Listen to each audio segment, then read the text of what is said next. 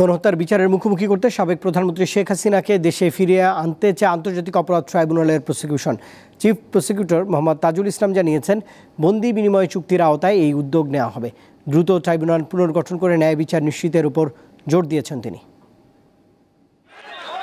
জুলাই আগস্টে ছাত্র জনতার আন্দোলনে তৎকালীন আওয়ামী লীগ সরকার ব্যাপক শক্তি প্রয়োগ করে। এতে শত শত মানুষ নিহত হন, আহতের সংখ্যা হাজার হাজার। সরকার প্রধান শেখ হাসিনা গত ৫ আগস্ট পদত্যাগ করে ভারতে পালিয়ে যান। অন্তর্বর্তী সরকার দায়িত্ব নেয়ার পর অনেক হত্যা মামলা হয়েছে।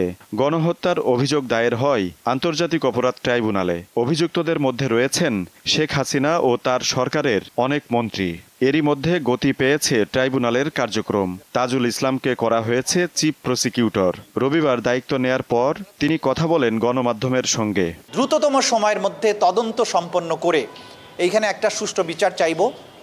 এটা এমন একটা বিচার হবে যে বিচারের পরে শহীদ পরিবার, ক্ষতিগ্রস্ত পরিবার, বাদীপক্ষ সহ আসামি পক্ষও মনে করবে যে হ্যাঁ, তাদের প্রতি ন্যায় বিচার করা হয়েছে। তারা যে অপরাধ করেছিলেন সেটার উপযুক্ত প্রতিদান তারা এখান থেকে পেয়েছেন।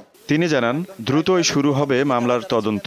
তখন আসামিদের গ্রেপ্তারের আবেদন করা হবে। সম্ভাব্য প্রধান পারপিট্রেটর, তিনি দেশ থেকে পালিয়েছেন, তাকে দেশে ফিরিয়ে আনার জন্য আইনি প্রক্রিয়া সেটা আমরা শুরু করব। আসামিরা এখনও সবাই পলাতক এবং প্রধান আসামিগণ অনেকেই দেশত্যাগ করেছেন, দেশত্যাগের চেষ্টায় আছেন। তাদেরকে আওতার মধ্যে নিয়ে আসা, আইনের আওতার মধ্যে নিয়ে আসাটা একটা প্রধান চ্যালেঞ্জ।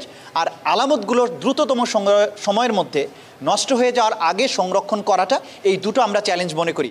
আন্তর্জাতিক অপরাধ ট্রাইব্যুনাল এখনও পুনর্গঠন করা হয়নি, কিন্তু প্রসিকিউশনের কাজ শুরু করতে অসুবিধা নেই বলে জানান এই আইনজীবী। আজিজুল ইসলাম, দীপ্ত সংবাদ, ঢাকা।